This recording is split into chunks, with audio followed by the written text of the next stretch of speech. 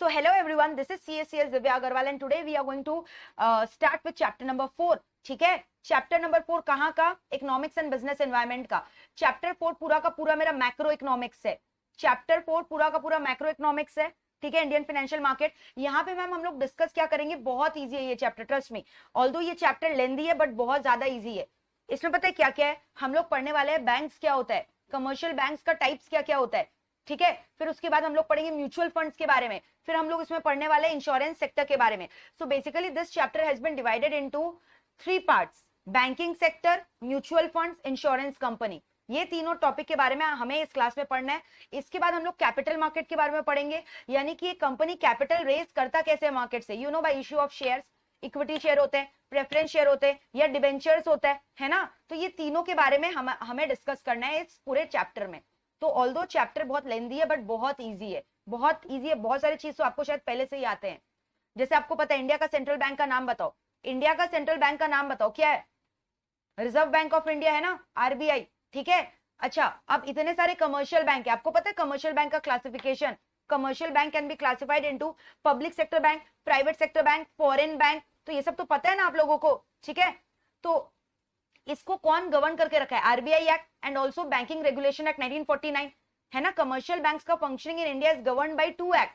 एक है banking regulation act 1949 और एक है आरबीआई एक्ट 1934. तो यही सब चीजों को हम लोग को डिस्कस करना है. फिर कमर्शियल बैंक का टाइप्स क्या होता है, schedule commercial, non schedule commercial. तो ये सारे चीजों को हम लोग को डिस्कस करना है डिटेल में इस चैप्टर में. ठीक है, तो देखो कंटेंट ऑफ दिस चैप्टर में आप देख रहे हो क्या क्या डिस्कस करना है. मतलब अब जो बिजनेस को फाइनेंस चाहिए, बिजनेस फाइनेंस कहां से एक्सेस करता है? बैंक से ना, बैंक से लोन लेता है. सो बेसिकली ये जो कमर्शियल बैंक है, फिर उसके बाद जो इंश्योरेंस कंपनीज है, म्यूचुअल फंड्स है, फिर उसके बाद कोऑपरेटिव बैंक्स है. ठीक है, तो ये सारे क्या बैकबोन है ना फाइनेंशियल सिस्टम की, ये फाइनेंस क्रिएट करते हैं मार्केट में. तो मैंने बोला बैंकिंग सेक्टर के बारे में हमें पढ़ना है, म्यूचुअल फंड्स के बारे में पढ़ना है, इंश्योरेंस सेक्टर के बारे में पढ़ना है. तो म्यूचुअल फंड्स और इंश्योरेंस सेक्टर में आपको नेक्स्ट क्लास में पढ़ाऊंगी. आज हम लोग पूरा बैंकिंग सेक्टर के बारे में पढ़ेंगे.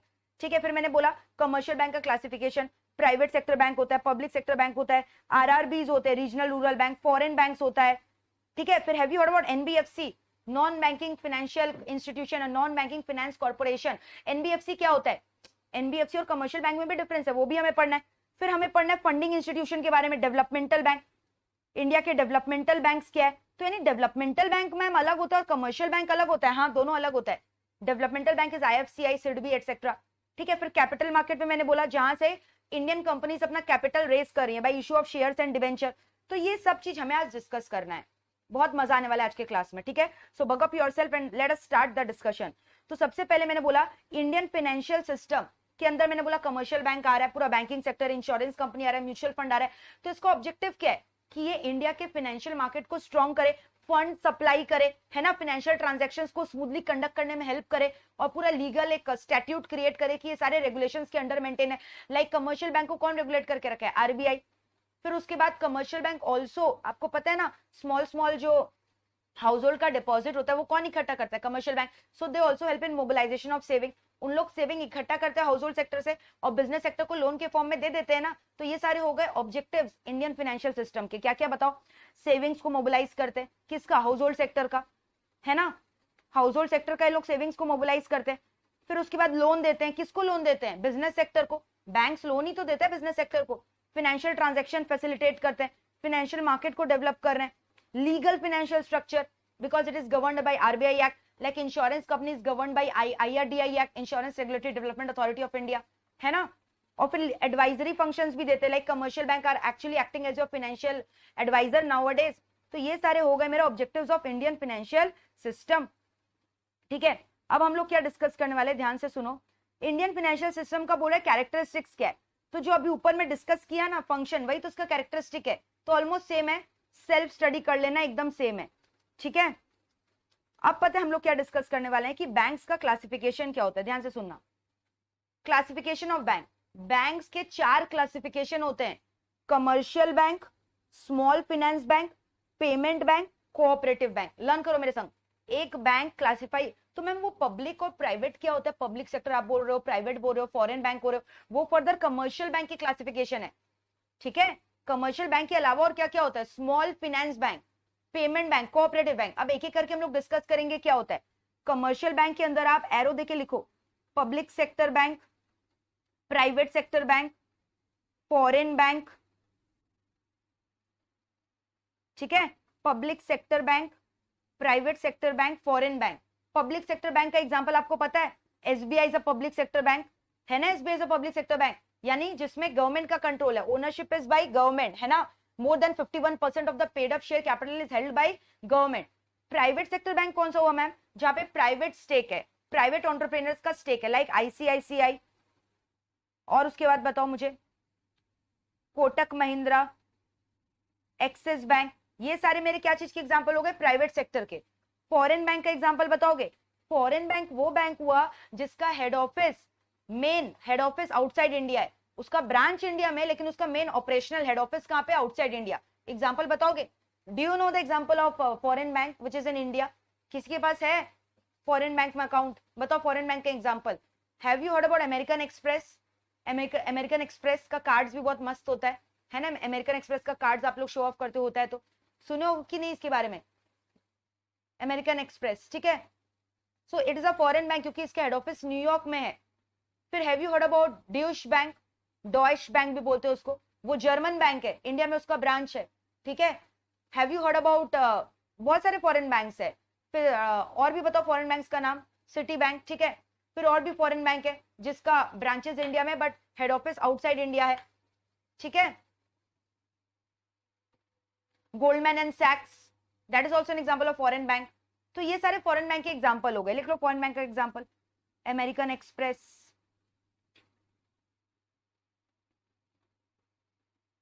सिटी बैंक, समझ गए, क्लियर है?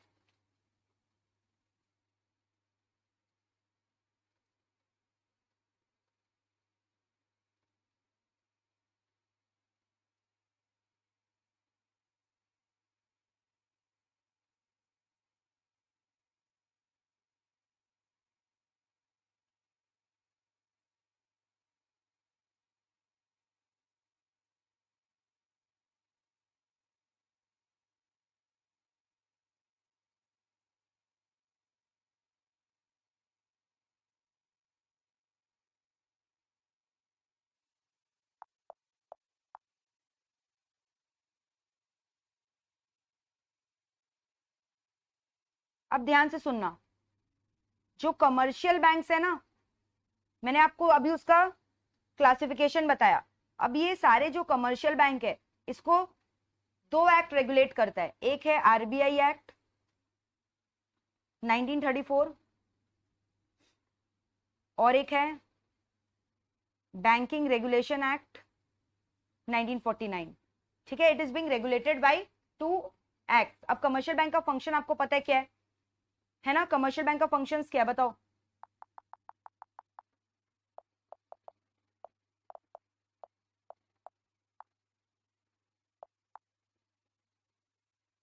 चलो बताओ कमर्शियल बैंक का फंक्शंस बताओ क्या क्या है। कमर्शियल बैंक क्या करता है, functions, accept deposits from the public, है ना, सेविंग्स एक्यूमुलेट करता है आपके छोटे छोटे सेविंग्स को, उसके बाद क्या करता है, आपके डिपॉजिट्स को इकट्ठा करके क्या करता है, लोन देता है, loan lending. And through the process of accepting deposit and lending of loan, don't you think commercial bank is responsible for credit creation in the economy?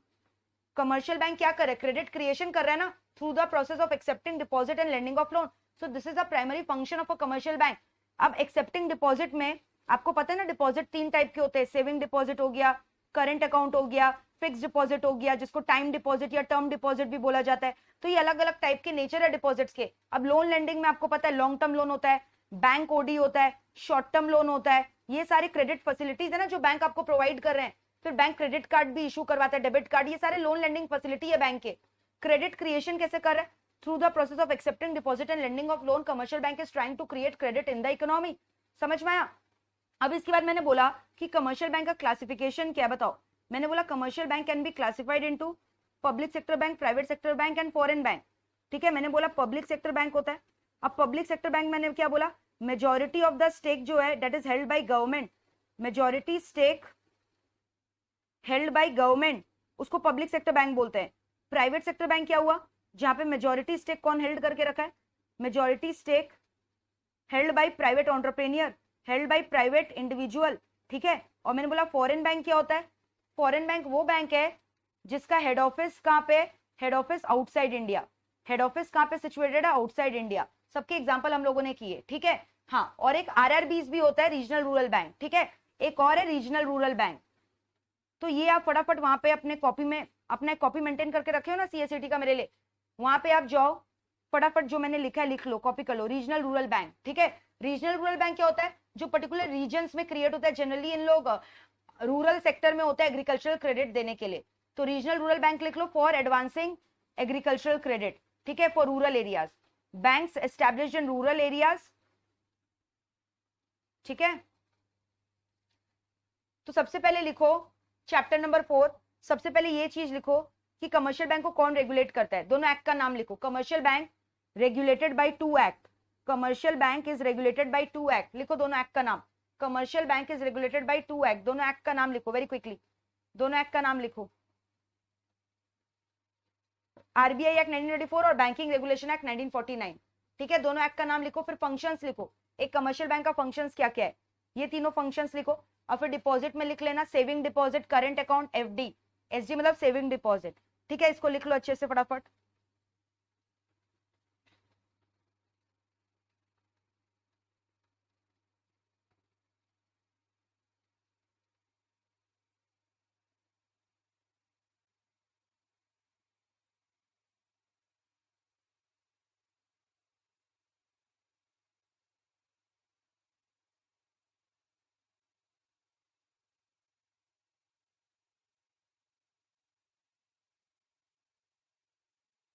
फिर नीचे में ये 3 लिखो, public private foreign RRB, 4 4 types, 4 types लिख लो commercial bank का।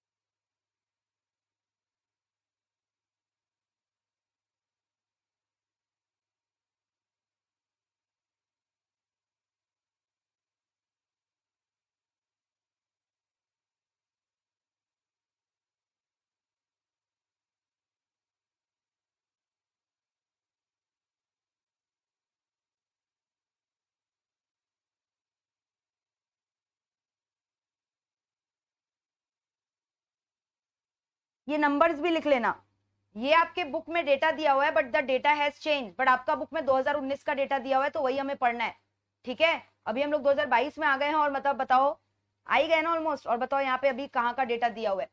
तो बोल रहे टोटल अभी इंडिया में 20 number of public sector bank है, 22 प्राइवेट है, 44 फॉरेन और 56 आरआरबी है, रीजनल रूरल बैंक, ठीक है। और रीजनल रूरल बैंक में लिख लेना। अच्छा, फॉरेन बैंक में ये मैंने क्या लिखा, हेड ऑफिस, एचओ मतलब हेड ऑफिस, ओएस मतलब आउटसाइड, तो आप पूरा लिखना, head office situated outside India, head office situated outside India, ठीक है। और आरआरबी में क्या लिखोगे, banks in rural area generally for giving agricultural credit, generally for giving which credit, agricultural credit. आपने नबार्ड का नाम सुना है, NABARD is also funding institution developmental bank, NABARD भी आरआरबी को फाइनेंस करता है, ठीक है। तो लिख लो also financed by NABARD which is the apex bank for agricultural credit। RRB को फाइनेंस कहां से मिलता है, नबार्ड से, नबार्ड। फिर वहां से लोग पैसा लेकर लोन दे देते हैं गरीब फार्मर लोग को, पुअर नीडी फार्मर लोग को। नबार्ड का फुल फॉर्म पता होगा, national agricultural bank for agriculture rural development, national bank for agriculture and rural development, लिख लो।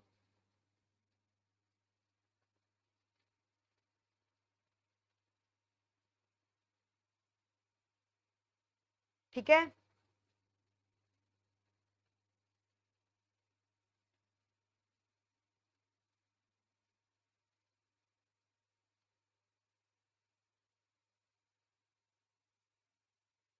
हो गया डन यहां तक पूरा। अब हम लोग पता है क्या डिस्कस करने वाले, हिस्ट्री, कि कैसे बैंकिंग सेक्टर डेवलप हुआ इंडिया में, हिस्ट्री। तो हिस्ट्री ऑफ बैंकिंग सेक्टर समझो, कैसे बैंक्स डेवलप हुआ, ध्यान से सुनना। सबसे पहले पता है क्या हुआ, आपको पता है India was a closed economy, यहाँ पे पहले फॉरेन बैंक्स और ये सब अलाउड ही नहीं था, और इनफैक्ट सारे बैंक्स जो थे ना पब्लिक सेक्टर बैंक थे, समझ में आ रहा है, मोस्ट ऑफ देम। इनफैक्ट आप प्री इंडिपेंडेंस का बात करो, जब इंडिया को आजादी नहीं मिली थी, तो पता है ईस्ट इंडिया कंपनी का रूल था, तब उस टाइम पता है बैंक ऑफ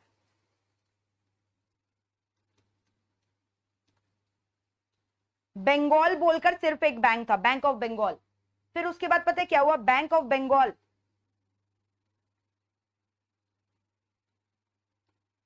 पहले सिर्फ बैंक ऑफ बंगाल बोलकर था, फिर पता है क्या हुआ, बैंक ऑफ कैलकाटा डेवलप हुआ, bank of Madras and bank of Bombay, ये तीनों मर्ज हो गए, ये तीनों मर्ज हो गए, और मर्ज होकर पता है क्या बन गए, इंपीरियल बैंक ऑफ इंडिया। मर्ज होकर क्या बन गए, इंपीरियल बैंक ऑफ इंडिया। यानी पहले खाली एक ही बैंक था which was state owned, government owned, Imperial Bank of India. You will be shock to know, अभी आप जिसको एसबीआई एसबीआई चिल्लाते हो, वो एसबीआई एसबीआई नहीं, पहले इंपीरियल बैंक ऑफ इंडिया हुआ करता था, ठीक है। इनफैक्ट पहले तो बैंक ऑफ बंगाल था सिर्फ, फिर बैंक ऑफ बंगाल हट गया, Bank of Calcutta Madras Bombay merge करके इंपीरियल बैंक ऑफ इंडिया बना, और Imperial Bank of India has been renamed as SBI, ठीक है। तो 1921 में खाली इंपीरियल बैंक एग्जिस्ट करता था, इंपीरियल बैंक, और इंपीरियल बैंक मैंने क्या बोला, स्टेट ओन था। फिर क्या हुआ, मैंने याद है बोला आरबीआई एक्ट पास हुआ 1934 में, ऊपर में लिखा था ना आरबीआई एक्ट 1934। यानी आरबीआई एक्ट क्यों पास किया गया, क्योंकि इतने सारे बैंक्स डेवलप हो रहे थे, प्राइवेट सेक्टर बैंक भी बन रहे थे, तो इन लोग अपना मनमानी कर रहे थे। इन लोग खाली रिच लोग को लोन दे रहे थे, गरीब लोग को लोन नहीं दे रहे थे, बेसिक फार्मर्स जिनको लोन चाहिए क्रॉप प्रोडक्शन के लिए उनको लोन नहीं दे रहे थे। तो आरबीआई को लाया गया, और आरबीआई को लाया गया, आरबीआई भी पहले प्राइवेट था, आरबीआई को नेशनलाइज किया गया बाद में, it got nationalise later on in the year 1949। तो RBI Act was passed in 34, but RBI was established as a statutory body. RBI was established in 1st of April. It was established on 1st of April 1935. क्यों? To regulate the functionings of commercial bank. To regulate commercial bank. इनका functions को regulate करने के लिए RBI को establish किया गया। मेरे साथ साथ learn करो, नहीं तो नहीं होगा। सबसे पहले मैंने बोला एकदम पुराने जमाने का बात करो, आरबीआई भी नहीं था, एसबीआई भी नहीं था, बल्कि कौन था, imperial bank, imperial Bank of India. और इंपीरियल बैंक ऑफ इंडिया भी कैसे आया, तीन बैंक को मर्ज करके, बैंक ऑफ कैलकाटा मद्रास और बॉम्बे, ये तीनों मर्ज करके इंपीरियल बैंक बना। जब ईस्ट इंडिया कंपनी था 1921 में, इंडिया को थोड़ी आजादी मिली थी, 1947 में मिला ना। फिर 1935 में आरबीआई एस्टैब्लिश किया गया ताकि वो कमर्शियल बैंक के फंक्शनिंग को रेगुलेट कर सके। फिर पता है क्या हुआ, 1936 से लेकर 1955 में बहुत सारी चीजें हुई। जैसे मैंने बोला सबसे पहला चीज हुआ, आरबीआई को नेशनलाइज कर दिया गया, मतलब सारे shares will be owned by government. RBI को कब नेशनलाइज किया गया, 1949 में। तो मेजर चीज जो इस दौरान हुआ, एक तो ये चीज हुआ। दूसरा चीज आप गेस करोगे क्या हुआ होगा, ये जो आप लोग चिल्ला रहे थे imperial bank imperial bank, imperial bank actually बहुत बड़ा बन गया। पहले वो बहुत छोटा था, इंपीरियल बैंक का नेटवर्क बहुत एक्सपैंड हुआ, और इन्होंने लगभग 480 ब्रांचेस खोल लिया, ठीक है। तो जो स्टेट, जैसे एसबीआई आज आपको पता है ना इंडिया का लार्जेस्ट पब्लिक सेक्टर बैंक है, कितने सारे ब्रांचेस है एसबीआई के। तो उस समय का मैं बात कर रही हूँ 1955 का, इंपीरियल बैंक ने कितना ब्रांचेस खोला, 480 ब्रांचेस। इंपीरियल बैंक मतलब एसबीआई हो गया, आज के टाइम में एसबीआई बोलते हैं उसको। 480 ब्रांचेस उन्होंने एक्सपेंशन किया, और रूरल एरियाज में भी उन्होंने पेनिट्रेशन किया, ठीक है। और फिर finally Imperial Bank was renamed, what you called it as SBI, was renamed as SBI, State Bank of India। तो 36 से 55 के दौरान क्या हुआ आप देखो। सबसे पहले मैंने बोला एकदम ईस्ट इंडिया कंपनी के टाइम का बात करो, ईस्ट इंडिया कंपनी 1860s का बैंक ऑफ बंगाल ऑपरेट कर रहा था। फिर उसके बाद Bank of Calcutta, Bank of Madras, Bombay merge होकर इंपीरियल बैंक ऑफ इंडिया बन गए, ठीक है। फिर उसके बाद मैंने क्या बोला, 1921 में क्या हुआ बताओ, 1921 में क्या हुआ, imperial Bank of India create किया गया। फिर 35 में आरबीआई बनाया गया, आरबीआई को 49 में नेशनलाइज किया गया। मैंने बोला ना RBI got nationalised in which year, 1949, है ना। और फिर उसके बाद इंपीरियल बैंक को भी रीनेम कर दिया गया, Imperial Bank got renamed as SBI. Imperial Bank को कैसे रीनेम किया गया, एज एसबीआई। तो यहां तक देखो पूरा हिस्ट्री लर्न हुआ कि नहीं बैंक का, कैसे बैंक ने डेवलपमेंट की है, ठीक है। तो आप देख लो 1955 तक क्लियर है डोर कि एसबीआई कब बना, 1955 में, क्लियर है। फिर उसके बाद और मेजर मेजर चीजें हुई 1956 से लेकर 2000 में बहुत सारे मेजर चीज हुए। क्या मेजर चीज हुआ, ध्यान से सुनना। आपको पता है बहुत सारे प्राइवेट सेक्टर कमर्शियल बैंक भी डेवलप हो रहे थे, बट अब मैंने बोला ये प्राइवेट सेक्टर कमर्शियल बैंक खाली एक तो अर्बन एरियाज में हो रहे थे डेवलप, और खाली उनको लोन दे रहे थे जहां उनका प्रॉफिट ज्यादा हो रहा था, जहां वो ज्यादा इंटरेस्ट चार्ज कर रहे थे।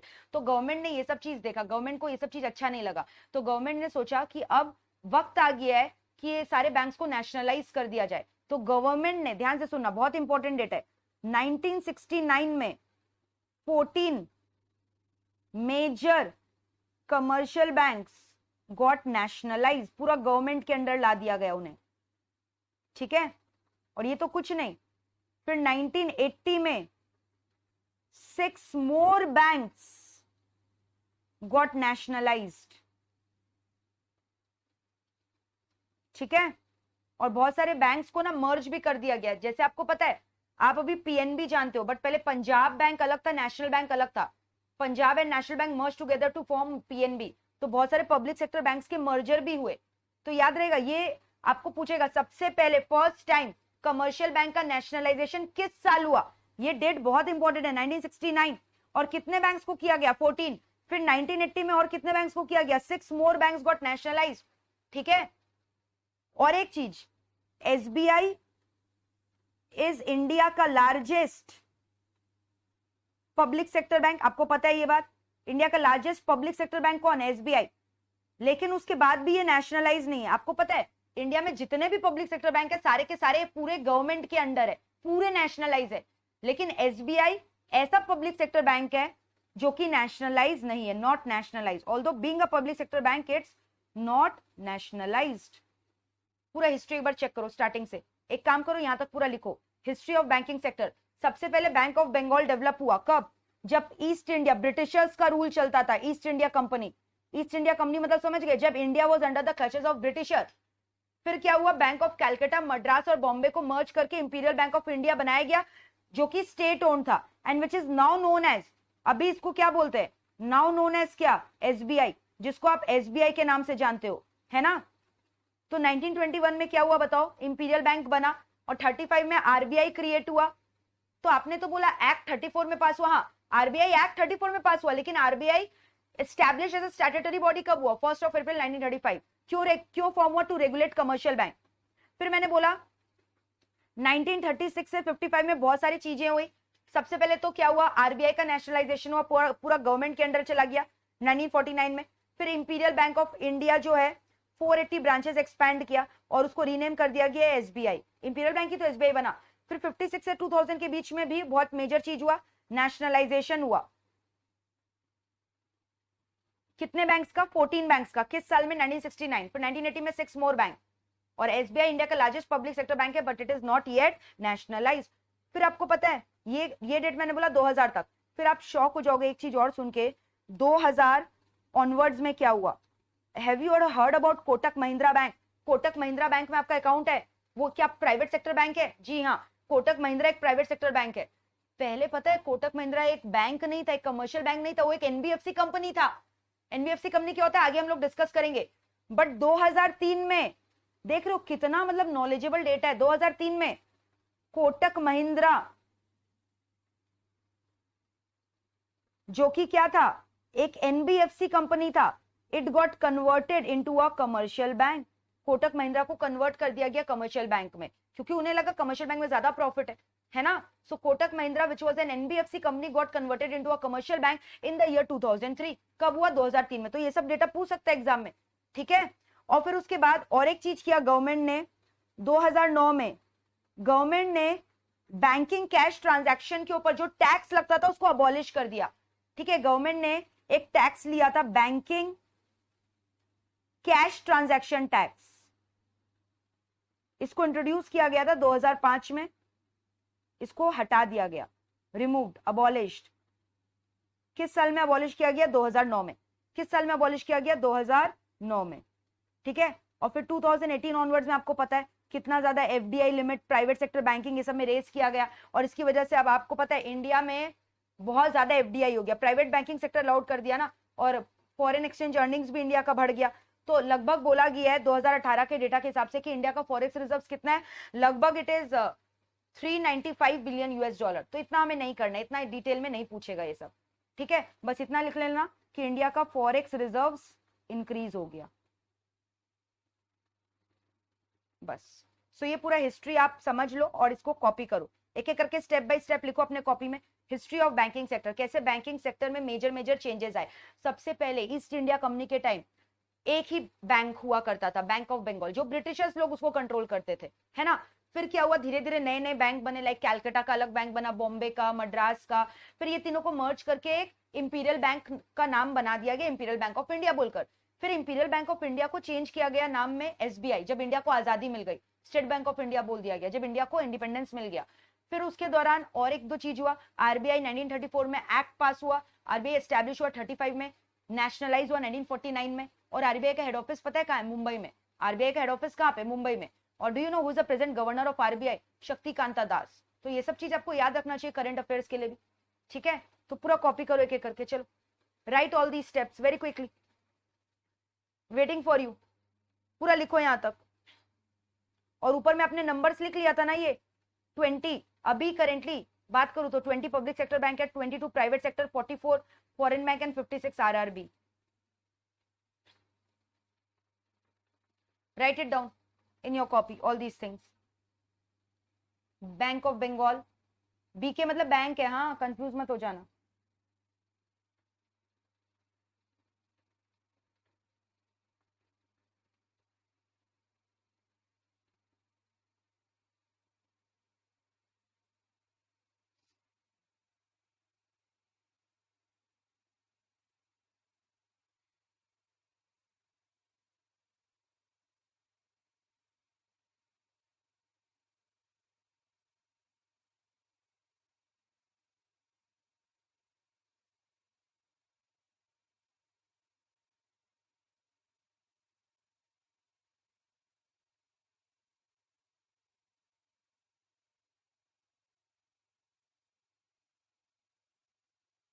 पूरा कॉपी करो,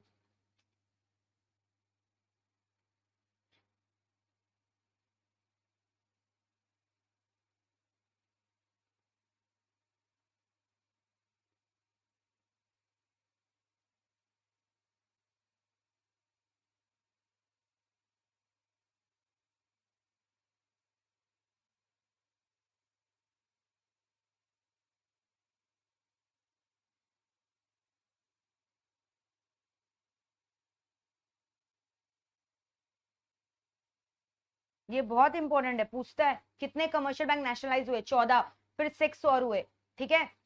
फिर उसके बाद 1993 में 2 बैंक्स गॉट मर्ज्ड इनटू 1। 1993 में क्या हुआ, 2 बैंक, मैंने बोला ना पीएनबी वाला, 2 बैंक्स गॉट मर्ज्ड इनटू 1, तो 19 हो गए। जैसे 14 + 6 20 हो गया ना, बट उसमें से 2 बैंक मिलकर एक ही हो गया, तो अल्टीमेटली 19 कमर्शियल बैंक नेशनलाइज हो गए। तो एसबीआई भी तो पब्लिक सेक्टर है, वो भी नेशनलाइज होगा, लेकिन वो नेशनलाइज नहीं है, पब्लिक सेक्टर होने के बाद भी इट्स नॉट नेशनलाइज्ड।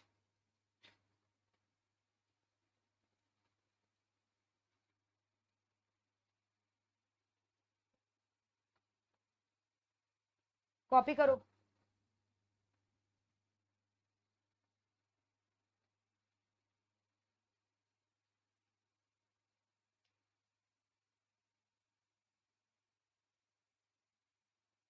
लिख लिया, पॉइंट नंबर 7 लिखा। एनबीएफसी से किसमें कन्वर्ट हो गया, कमर्शियल बैंक, कन्वर्टेड।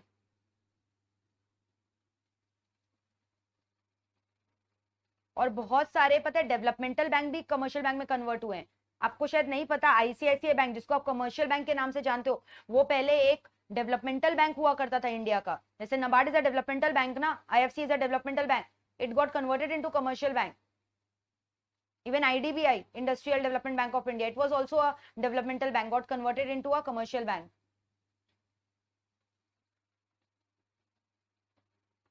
तो ये भी लिख लो,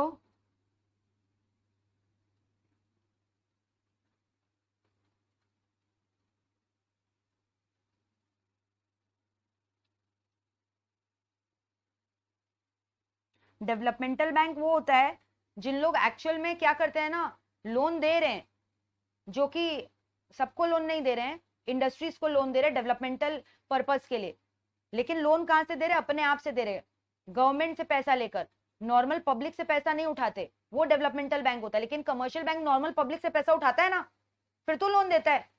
तो ये डिफरेंस है डेवलपमेंटल बैंक और कमर्शियल बैंक में। तो इन लोग पहले डेवलपमेंटल बैंक हुआ करते थे, IDBI and ICICI, but later got converted into commercial banks. Later they got converted into commercial banks. ठीक है, इन लोग कमर्शियल बैंक में कन्वर्ट हो गए। और दोनों में डिफरेंस क्या है? डेवलपमेंटल बैंक में और कमर्शियल बैंक में दोनों में डिफरेंस क्या है? They accept public deposit, developmental bank don't accept public deposit.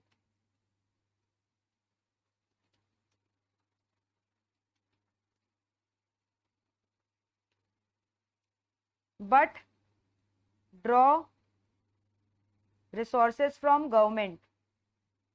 ये लोग गवर्नमेंट से पैसा लेते हैं लोन देने के लिए, गवर्नमेंट इन्हें फाइनेंस करता है। अरे आप लोन दोगे तो उसके लिए आपके पास भी तो पैसा होना चाहिए, घर से थोड़ी कोई पैसा देगा। कमर्शियल बैंक तो क्या करता है? नॉर्मल आदमी से पैसा लेता है और बिजनेस के लिए लोन देता है, बट डेवलपमेंटल बैंक नॉर्मल आदमी से पैसा नहीं लेता। ठीक है, और आप पूरा लिखना, देव बैंक मत लिखना, नहीं तो पढ़ोगे देव क्या है, देव कौन आ गया। डेवलपमेंटल बैंक पूरा लिखो, right? Developmental bank fully, developmental bank. और दूसरा, they give loan only for developmental purpose.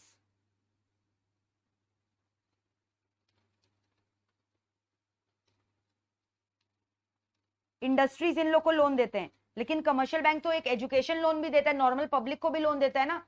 तो कमर्शियल बैंक मैरिज लोन भी देता है, they give loan for anything. Commercial bank give loan for anything, है ना?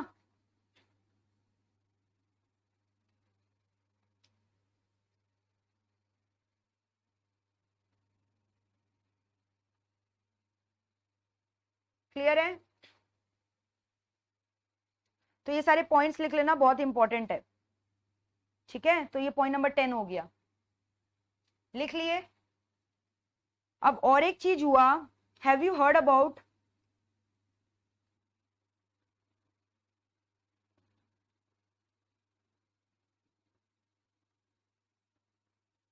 इसके बारे में सुने हो? जन धन दर्शक, which is a mobile app, है आपके ऐप में? ये ऐप डाउनलोड करो, ये ऐप खोलो, देखो क्या बताता है। जन धन दर्शक ऐप क्या बताता है? जितने भी इंडिया में फाइनेंशियल सर्विसेज अवेलेबल है उसके बारे में बताता है, ताकि आप देख सको आपको कौन सा बैंक लोन दे सके नहीं दे सके। सारे कमर्शियल बैंक, सारे एनबीएफसी, सबके नाम बताता है। Jan Dhan Darshak, so it's a mobile app which will help the users, customers to take the financial services, है ना? तो ये जन धन दर्शक ऐप डेवलप किसने किया? 3 जन ने मिलकर। इंडस्ट्री ऑफ फाइनेंशियल सर्विसेज, ठीक है, फिर उसके बाद government, ministry of finance, government of India, और उसके बाद और किसने मिला? NIC, national informatics centre. National informatics centre जो पूरा इंफॉर्मेशन कलेक्ट करता है एक कमर्शियल बैंक्स के बारे में, एनबीएफसी के बारे में। तो जन धन दर्शक ऐप डाउनलोड करके देखना क्या बताता है। इट्स अ मोबाइल ऐप, आप प्ले स्टोर में जाना, आपको मिलेगा ये ऐप, आप डाउनलोड करना, वहां आपको पता चलेगा कि कितने सारे फाइनेंशियल सर्विसेज इंडिया में अवेलेबल है। ये सारे ऐप में आपको मिल जाएंगे। ठीक है, जैसे आप लोग स्विगी ऐप करते हो तो सारे रेस्टोरेंट की डिटेल आ जाते हैं, जोमेटो करते हो रेस्टोरेंट की डिटेल आ जाता है, इसको डाउनलोड करोगे तो सारे बैंक की डिटेल आ जाएंगे, कौन सा बैंक है, कहाँ इन्वेस्ट कर सकते हो। ठीक है, तो क्या बोल रहा है? जन मतलब हम लोग, धन मतलब पैसा, दर्शक मतलब आपको बता रहा है, अवेयरनेस क्रिएट कर रहा है कि कहाँ कहाँ फाइनेंशियल सर्विसेज अवेलेबल है। ठीक है, so it helps the people to locate food, क्या नहीं, टू लोकेट फाइनेंशियल सर्विसेज। किसी को लोन चाहिए, किसी को पैसा जमा करना है, तो देख लो आपके आसपास कौन से बैंक मौजूद है, जन धन दर्शक ऐप डाउनलोड कर लो। So it's a mobile app. ठीक है, और किसने इसको डेवलप किया? 3 जन ने मिलकर। मिनिस्ट्री ऑफ फाइनेंस मतलब गवर्नमेंट ऑफ इंडिया हो गया, एनआईसी नेशनल इंफॉर्मेटिक्स सेंटर, और ये हो गया हमारा इंडस्ट्रियल फाइनेंशियल सर्विस। ठीक है, क्लियर है? Department of financial service, DFS, department of financial service, DFS, industry नहीं, DFS, department of financial services.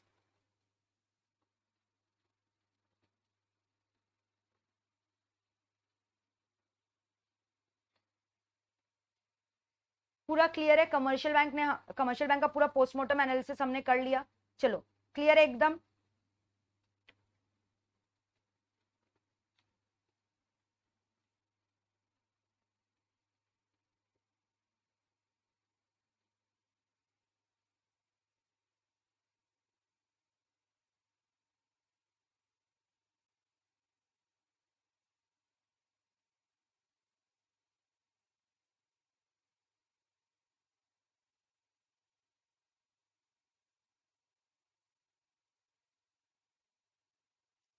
Where did my mat go?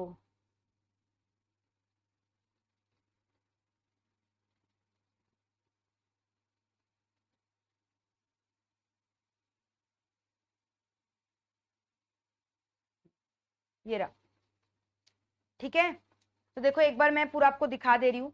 हम लोगों ने सबसे पहले कमर्शियल बैंक डिस्कस किया। मेरा मैट खोलो, मैट से हम लोग मार्किंग करेंगे, वो नोट्स करने हैं प्लस यहाँ से भी करने हैं। तो यहाँ लिख लो कमर्शियल बैंक के पास रेफर हैंड रिटन नोट्स, ठीक है, लिख लो रेफर हैंड रिटन नोट्स। जहां जहां टॉपिक में आपने हैंड रिटन नोट्स बना रखे हैं उसके पास लिख लो, नहीं तो एग्जाम में याद नहीं रहेगा ना। तो ये हम लोग ऑलरेडी डिस्कस किया है कमर्शियल बैंक का फंक्शंस क्या क्या है। फिर मैंने बोला 2 एक्ट इसको रेगुलेट करता है, बैंकिंग रेगुलेशन एक्ट और आरबीआई एक्ट 1934, ठीक है। फिर इसका 4 classification, public, private, foreign bank, regional, rural bank, किया हम लोगों ने सब डिस्कस, ठीक है। फिर अब देखो major development in banking sector already discussed, पूरा मैंने अच्छे से लिखवाया, इससे भी बेहतरीन रूप में हमने इन डेप्थ एनालिसिस किया है। यहाँ पे ऊपर ऊपर से दिया है, they have not talked about Bank of Bengal, Bank of Calcutta, Bombay, कैसे उन लोग मर्ज हुए, तो ये सब के बारे में नहीं है, बट मैंने आपको सब बताया। देख रहे हो सारे डेटा हम लोगों ने किया, इंपीरियल बैंक कन्वर्टेड, नेशनलाइजेशन हुआ, कोटक महिंद्रा एनबीएफसी हुआ, कितने पब्लिक सेक्टर कितने प्राइवेट सेक्टर बैंक है, सब कुछ हम लोगों ने पूरा डिस्कस किया डिटेल में। तो ये आप मेरा नोट से ही पढ़ना, ठीक है, ये मेरे आप हैंड रिटन नोट से पढ़ लेना वाला टेबल, ये टेबल को पूरा हम लोगों ने डिटेल में डिस्कस किया, ठीक है। फिर और हम लोगों ने क्या किया, आ जाओ अब देखो नीचे आओ, प्राइवेट ये भी मैंने डिस्कस करवा दिया है। तो ये जैसे जैसे मैं पढ़ा रही हूँ वैसे ही करो, प्राइवेट सेक्टर किया, पब्लिक किया, आरआरबी किया। तो देखो 1969 में मैंने बोला था ना 14 मेजर बैंक्स नेशनलाइज हुए, फिर 80 में 6 मोर बैंक्स नेशनलाइज, बताया था ना, तो वही चीज लिखा हुआ है यहाँ पब्लिक सेक्टर बैंक के बारे में। फिर मैंने बोला इंडिया का largest public sector bank SBI है बट नॉट नेशनलाइज, ठीक है। फिर मेजर मर्जर, कौन कौन सा बैंक का मर्जर हो, मैंने बोला ना बहुत सारे बैंक मर्ज हो गए, तो एक तो मैंने पीएनबी बोला था, पीएनबी मर्ज हुआ यूनाइटेड बैंक और ओरिएंटेड बैंक ऑफ कॉमर्स के संग। अभी आप जानते हो ओरिएंटेड बैंक ऑफ कॉमर्स नहीं, क्योंकि मर्ज हो गए ना, ठीक है। कैनरा बैंक मर्ज हुआ सिंडिकेट बैंक के संग, इंडियन बैंक मर्ज हुआ इलाहाबाद, अब इलाहाबाद बैंक जानते हो, बट आपको क्या पता था इंडियन बैंक उसके संग मर्ज हुआ है। So these were the 3 major merger, PNB merge with United Bank, याद रखना, कैनरा बैंक मर्ज हुआ सिंडिकेट बैंक के संग, और इंडियन बैंक मर्ज हुआ इलाहाबाद बैंक के संग, ठीक है, याद रहेगा। अब इसके बाद बोल रहा है अभी भी कौन से ओल्ड प्राइवेट सेक्टर बैंक है जो इंडिया में एग्जिस्ट करते हैं, लेकिन हम लोग उससे उतना ट्रांजैक्शन नहीं करते। तो अभी भी 12 old private sector bank India में है, जिनका नाम आप शायद नहीं जानते हो, बट ये बहुत पुराने प्राइवेट सेक्टर बैंक है, ठीक है। क्या क्या नाम है बताओ, कैथोलिक सीरियन बैंक है, यूनियन बैंक आपने सुना होगा, धन लक्ष्मी है, फेडरल है, Jammu and Kashmir Bank, Karnataka Bank, Karur Vysya Bank, Lakshmi Vilas Bank, Nainital, Ratnakar, South Indian, Tamil Nadu Mercantile. एक बार बस रीड कर लेना, जैसे मैंने बोला ना इतने सारे प्राइवेट सेक्टर है, हम लोग तो आईसीआईसीआई के बारे में जानते हैं, कोटक महिंद्रा के बारे में जानते हैं, एक्सिस बैंक के बारे में जानते हैं, बट ये पुराने प्राइवेट सेक्टर बैंक है जिनका नाम आप शायद नहीं सुने होंगे। अब न्यू प्राइवेट सेक्टर तो बोल रहे कितने ओल्ड प्राइवेट है, 12 ओल्ड प्राइवेट सेक्टर बैंक है। टोटल कितने प्राइवेट सेक्टर बैंक है, 12 ओल्ड प्राइवेट सेक्टर, और न्यू प्राइवेट सेक्टर बैंक में 9 है। Total new sector private bank में कितना है, 9, ठीक है। तो अब एक चीज देखो, मैंने यहाँ टोटल कितना लिखवाया था, 22 लिखवाया था, है ना, 22 लिखवाया था। तो मैंने क्या बोला, अभी देखो हम लोगों ने डिस्कस किया 22 है, लेकिन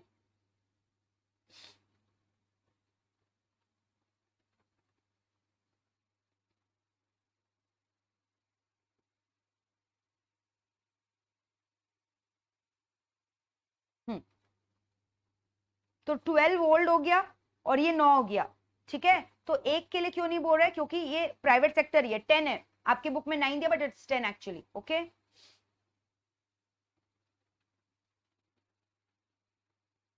21 है ना, 22 है, ठीक।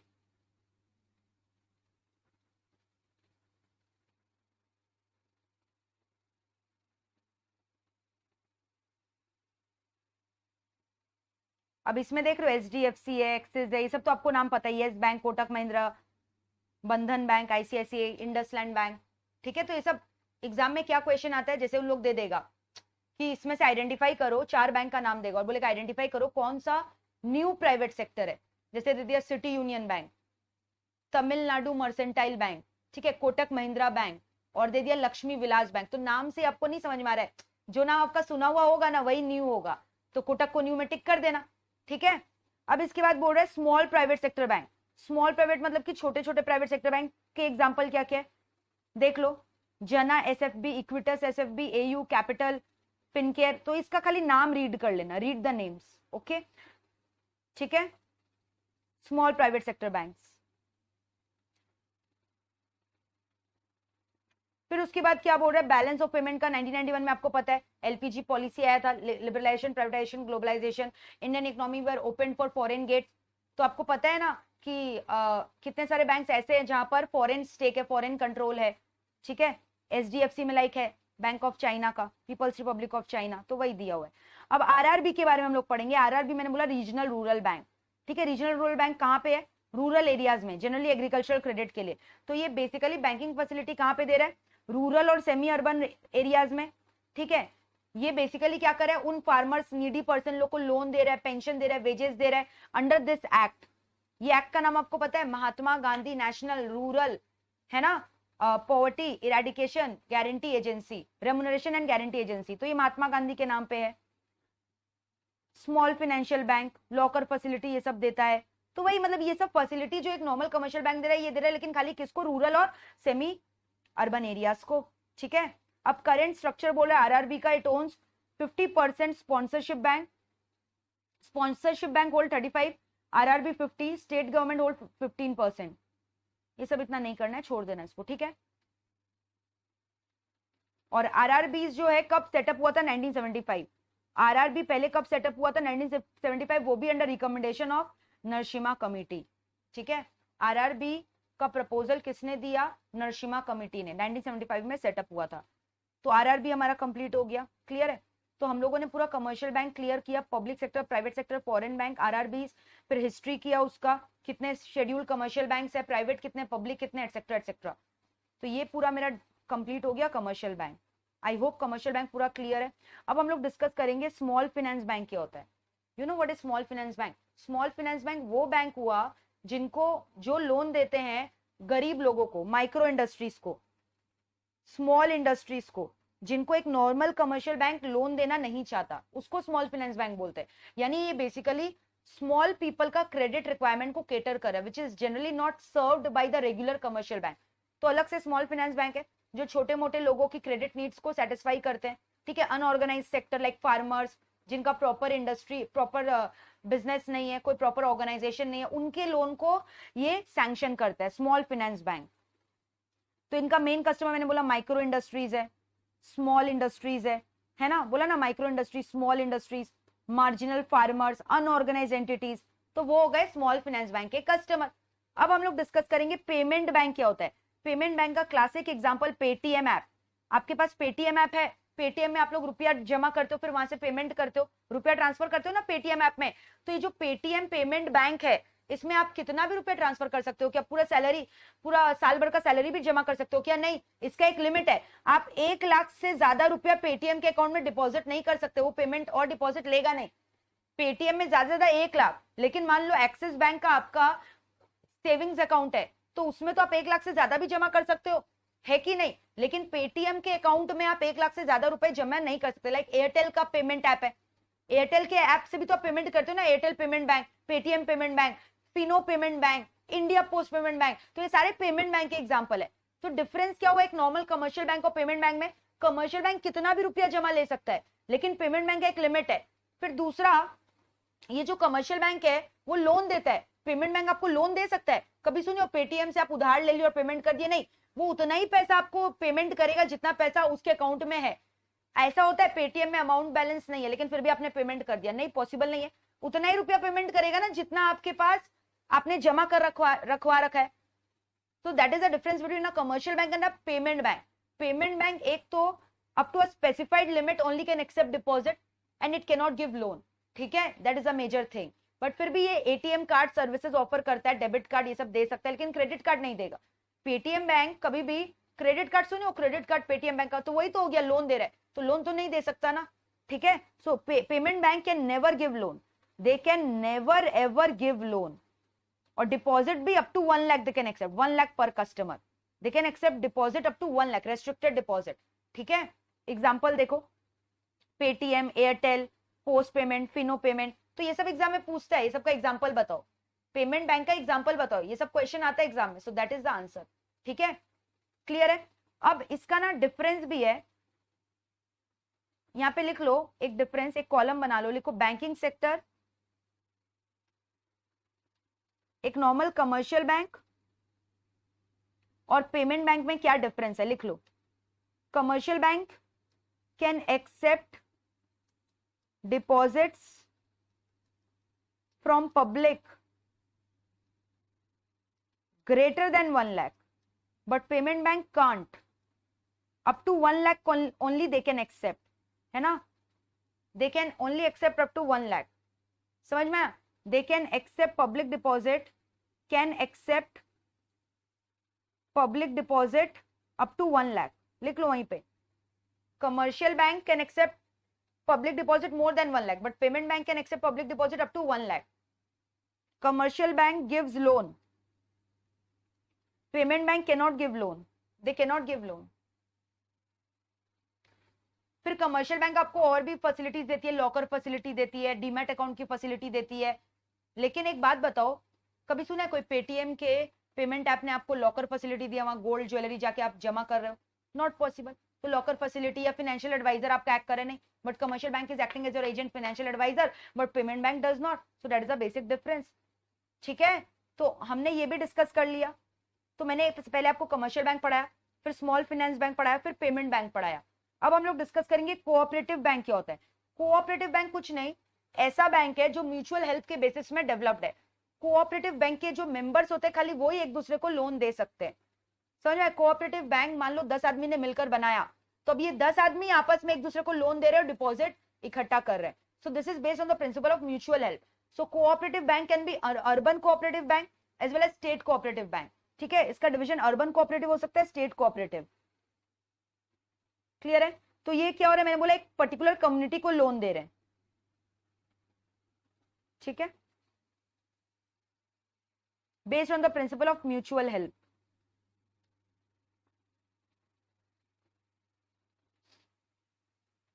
म्यूचुअल फंड हम लोग नेक्स्ट क्लास करेंगे, अभी नहीं कर रहे हैं, सो आई हैव लेफ्ट दिस। उसमें भी मेजर इवेंट, इंश्योरेंस कंपनी भी नेक्स्ट क्लास करेंगे, आज हम लोग पूरा बैंकिंग सेक्टर डिस्कस कर रहे हैं, ठीक है।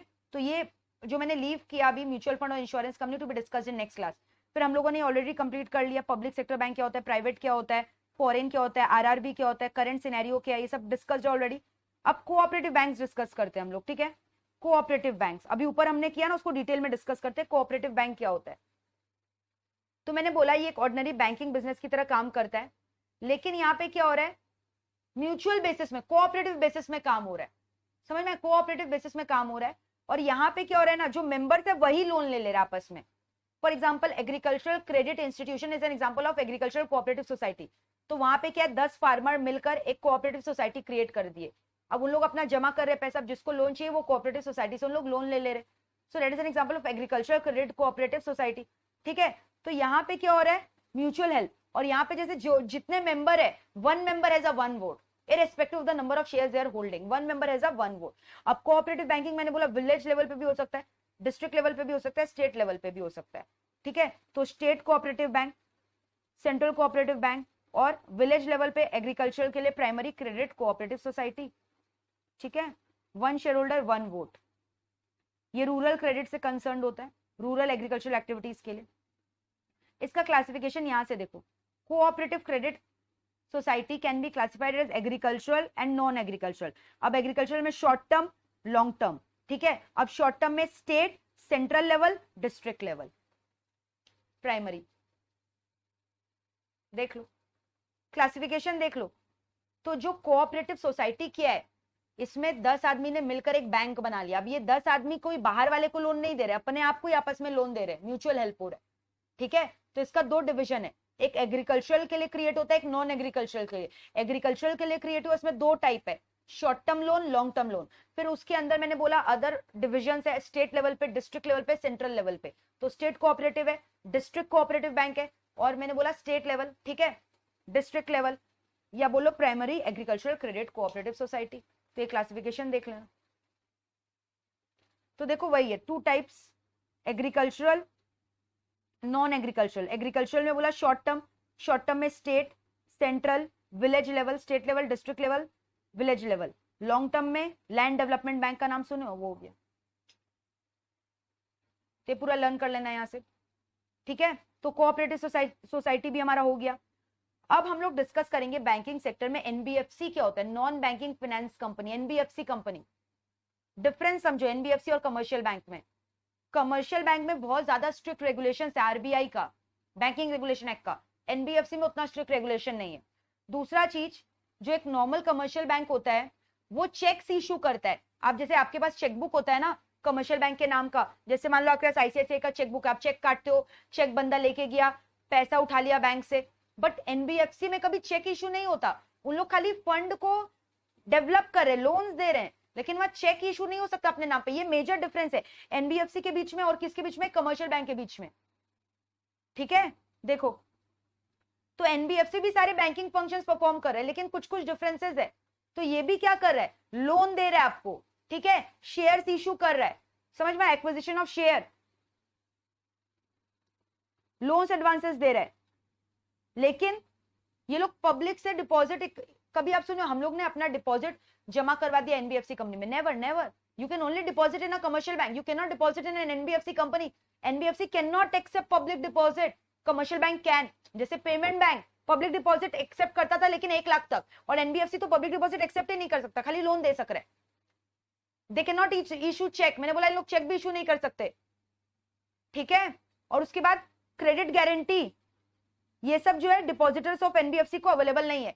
जैसे अभी पता है एक फॉर एग्जांपल हमारी जो फाइनेंस मिनिस्टर है निर्मला सीतारमण, उन्होंने बोला ना, अनाउंसमेंट किया कि मान लो अगर कोई एक पर्टिकुलर कमर्शियल बैंक है वो बैंकरप्ट हो गया, इंसॉल्वेंट हो गया, अब इतने सारे बंदों का, इतने सारे कॉमन पब्लिक का पैसा उनके पास पड़ा हुआ है, अब कॉमन पब्लिक गवर्नमेंट से क्लेम करे कि नहीं हमें पैसा चाहिए, तो इन्होंने एक अनाउंसमेंट निकाला ना कि 5 लाख तक डिपॉजिटर को मिलेगा अगर कोई बैंक इंसॉल्वेंट हो जा रहा है, गवर्नमेंट देगा बैंक के बिहाफ में 5 लाख तक, उससे ज्यादा नहीं।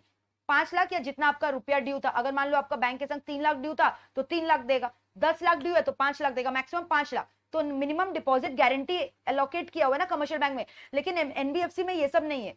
एनबीएफसी में ये सब क्राइटेरिया नहीं है मिनिमम क्रेडिट गारंटी का, it is not available to the depositor of the NBFC, ठीक है। अच्छा एनबीएफसी, एक चीज ध्यान से सुनना, पब्लिक डिपॉजिट मैंने बोला एक्सेप्ट नहीं कर सकता, लेकिन कौन सा टाइप का public deposit, current account. Long term deposit accept करेगा, करेंट अकाउंट यानी डिमांड डिपॉजिट,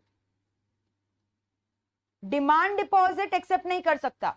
लेकिन जो लॉन्ग टर्म डिपॉजिट है, एफडी आप कर रहे हो, एनबीएफसी इशू करते हैं ना सर्टिफिकेट, आप खरीदते हो, पैसा इन्वेस्ट करते हो, तो long term deposit NBFC company accept करे, कंफ्यूज मत हो जाना। मैंने बोला डिमांड डिपॉजिट नहीं एक्सेप्ट कर सकता, सेविंग्स अकाउंट या फिर करेंट अकाउंट आप नहीं खोल सकते एनबीएफसी के साथ, लेकिन आप लॉन्ग टर्म डिपॉजिट दे सकते हो। तभी तो गारंटी वाला बात आया। मान लो आपने एक एनबीएफसी कंपनी के संग 10 लाख का इन्वेस्टमेंट करके एनबीएफसी इंसॉल्वेंट हो गया, तो कोई मतलब नहीं है गवर्नमेंट को, गवर्नमेंट उसका भुगतान नहीं करेगा। लेकिन अगर एक कमर्शियल बैंक में आपने 10 लाख जमा किया और वो इंसॉल्वेंट हो गया, तो गवर्नमेंट उसके बिहाफ में आपको 5 लाख देगा, मैक्सिमम लिमिट 5 लाख का। तो मिनिमम क्रेडिट गारंटी लिमिट कौन दे रखा है, कमर्शियल बैंक। एनबीएफसी में ये credit limit to depositors available नहीं है, credit guarantee to depositors available नहीं है। लेकिन एनबीएफसी में मैंने क्या बोला है, किसके लिए अवेलेबल है, लॉन्ग टर्म डिपॉजिट के लिए, क्योंकि NBFC company short term deposit यानी डिमांड डिपॉजिट एक्सेप्ट नहीं कर सकता, they can not accept demand deposit, तो कंफ्यूज मत हो जाना। और दूसरा मैंने बोला चेक वेक इशू नहीं कर सकता, और तीसरा मैंने बोला ये मिनिमम गारंटी वाला। तो ये बात लिख लो वहां पे एरो देके, ऐसे स्टार मार्क देके लिख लो, commercial bank in case of insolvency,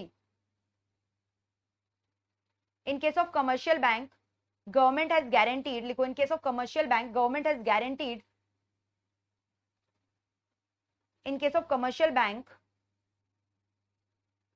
government, in case of commercial bank, in case of their insolvency, in case of their insolvency government has guaranteed minimum amount of 5 lakh to the depositors. 5 lakh उनको मिलेगा, up to 5 lakh minimum amount, up to 5 lakh to the depositor, up to 5 lakh. अगर उससे कम है तो कम ही मिलेगा ना, up to 5 lakh to the depositor. But no such guarantee is being provided by an NBFC company, but no such guarantee is being provided by an NBFC company। समझ गए NBFC और कमर्शियल बैंक का डिफरेंस? तो आज 3 चीज का difference सीखियो। Commercial bank का difference with the payment bank, NBFC का डिफरेंस विद कमर्शियल बैंक, और कमर्शियल बैंक का डिफरेंस विद कोऑपरेटिव बैंक। ठीक है, अब NBFC कंपनी का टाइप्स मार्क कर लो। एसेट फाइनेंस कंपनी क्या होता है? जो लोन दे रहा है सिर्फ किसके लिए? असेट को खरीदने के लिए। मान लो आपको कोई एसेट खरीदना, उसके लिए आप लोन ले रहे हो एक NBFC कंपनी से, ठीक है, तो वो मेरा हो गया।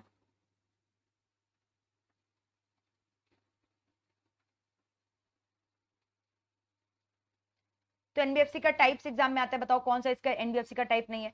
तो asset finance company is a type of NBFC company.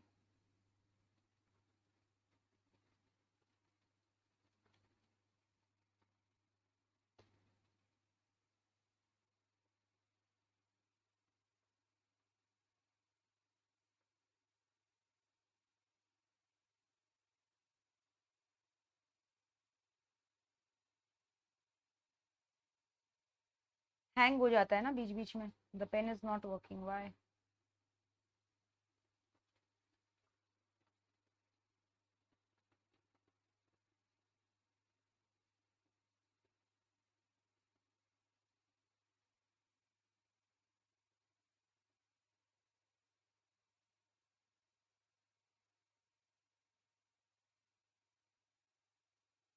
ठीक है, देखो असेट फाइनेंस कंपनी आप देख रहे हो, असेट को फाइनेंस करता है। इन्वेस्टमेंट कंपनी, इन्वेस्टमेंट कंपनी मतलब आपके बिहाफ में सिक्योरिटीज खरीदता है, इन्वेस्ट करता है और आपको रिटर्न देता है।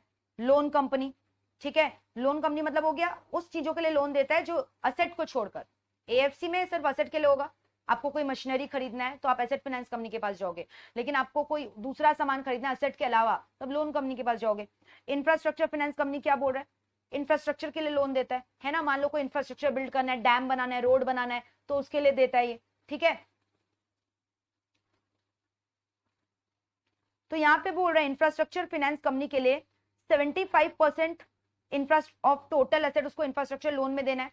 खुद का 300 करोड़ का नेट ओन फंड होना चाहिए, तभी वो as a infrastructure finance company चालू कर सकता है अपना काम। A+ का क्रेडिट रेटिंग और मिनिमम कैपिटल एडुकेसी रिक्वायरमेंट 15% होना चाहिए। ठीक है, फिर उसके बाद बोल रहा है ये सब डिफरेंट डिफरेंट टाइप्स है। हाँ, systematically important core investment company, ठीक है, infrastructure debt fund, micro finance institution जो माइक्रो इंडस्ट्रीज के लिए लोन देता है, फैक्टरिंग कंपनी जो फैक्टरिंग यानी शेयर्स बिकवाने मदद करने में हेल्प करता है। तो इसको एक बार हम लोग ना डिटेल में डिस्कस कर लेंगे, डोंट वरी, इंस्टीट्यूट के मैथ से। मोर्टगेज गारंटी कंपनी और होल्डिंग कंपनी, ठीक है, तो ये लिख लो टाइप्स ऑफ NBFC। थोड़ा और एक बार, अभी खाली आज के लिए नाम याद रखना, और इसका अंदर का डिटेल में हम लोग नेक्स्ट क्लास में डिस्कस करेंगे। ठीक है, अभी आ जाओ IFCI में और सिडबी में, ये हम लोग डिस्कस करने वाले हैं। IFCI क्या होता है, सिडबी क्या होता है। तो देखो NBFC किया, कोऑपरेटिव बैंक किया, ठीक है, अब हम लोग पता है डेवलपमेंटल बैंक कर रहे हैं। IFC और सिडबी दोनों डेवलपमेंटल बैंक है। मैं इतना देर से आप लोगों को डेवलपमेंटल बैंक बोल रही थी ना, तो यही डेवलपमेंटल बैंक है। ठीक है, this is only called as developmental bank. तो एक काम करो, उसके बगल में लिखो डेवलपमेंटल बैंक।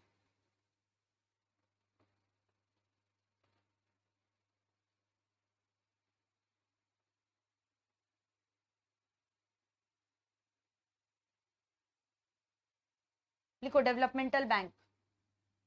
ठीक है, अच्छा, मैंने अभी आपको कुछ ही टाइम पहले बोला डेवलपमेंटल बैंक के बारे में बताया था। डेवलपमेंटल बैंक और कमर्शियल बैंक का डिफरेंस लिखवाया था ना, तो वही है। अब ध्यान से सुनना, सबसे पहला डेवलपमेंटल बैंक इंडिया का IFCI ही था। IFCI was the first developmental bank of India that was established in the year 1948। ठीक है, तो यहाँ पे आप लिख सकते हो industrial finance corporation of India 1948 में एस्टैब्लिश हुआ था। ये इंडिया का सबसे पहला डेवलपमेंटल बैंक था। डेवलपमेंटल बैंक क्या होता है? जो ना डेवलपमेंटल पर्पस के लिए लोन देता है, ठीक है, इंडस्ट्रीज के डेवलपमेंट के लिए या कोई स्मॉल स्केल इंडस्ट्री के डेवलपमेंट के लिए, एग्रीकल्चर के लिए, लेकिन ये और अदर पर्पस के लिए लोन नहीं देता जो एक कमर्शियल बैंक देता है। और दूसरा important, they do not accept deposit from public, they draw their resources from government agencies, therefore they are also called as purveyor of credit. तो लिख लो यहाँ पे, लिखो developmental banks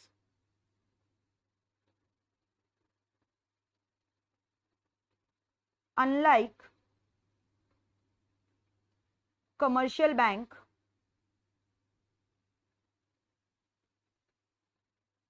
do not accept deposits from public, rather draw their resources from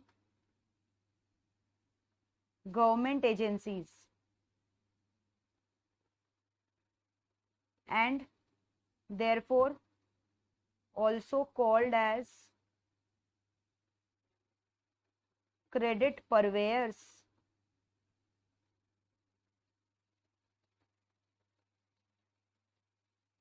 लिखा है यहाँ पे।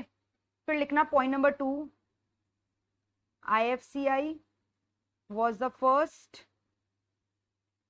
developmental bank of India। फिर पॉइंट नंबर 3 में लिखना ICICI, IDBI were also established as developmental bank, were also established as developmental bank, but got converted into commercial bank। तो इन लोग भी जब पहले बना था ना ICICI और IDBI, इन लोग डेवलपमेंटल बैंक थे। तभी तो देख रहे हो ICICI का नाम आप पता हो क्या है, पक्का इंडस्ट्री से रिलेटेड होगा, industrial credit and investment corporation of India, industries credit. तो इंडस्ट्री वर्ड है ना, तो ये सारे डेवलपमेंटल बैंक इंडस्ट्रीज के लिए लोन देते हैं, कोई प्रोजेक्ट को फाइनेंस करने के लिए लोन देते हैं, समझ रहे हो। कोई लॉन्ग टर्म फाइनेंस देते हैं, लोग शॉर्ट टर्म नहीं लॉन्ग टर्म फाइनेंस देते हैं, वो भी एक प्रोजेक्ट को फाइनेंस करने के लिए या कोई इंडस्ट्रीज के डेवलपमेंट के लिए देते हैं, समझ में आ रहा है। So project finance, industries loan, long term loan, structured कोई प्रोजेक्ट, ठीक है, एडवाइजरी फंक्शंस देते हैं। तो IDBI और ICICI भी डेवलपमेंटल बैंक था, लेकिन वो लोग कन्वर्ट हो गया कमर्शियल बैंक में। तो मैम IFCI अभी है क्या डेवलपमेंटल बैंक? आपके मैट में नहीं दिया हुआ है, बट एक और इंपॉर्टेंट चीज, IFCI भी अभी डेवलपमेंटल बैंक नहीं रहा है। आपके बुक्स में बोल रहे हैं लोग डेवलपमेंटल बैंक है, but IFCI you know has got converted into an NBFC company.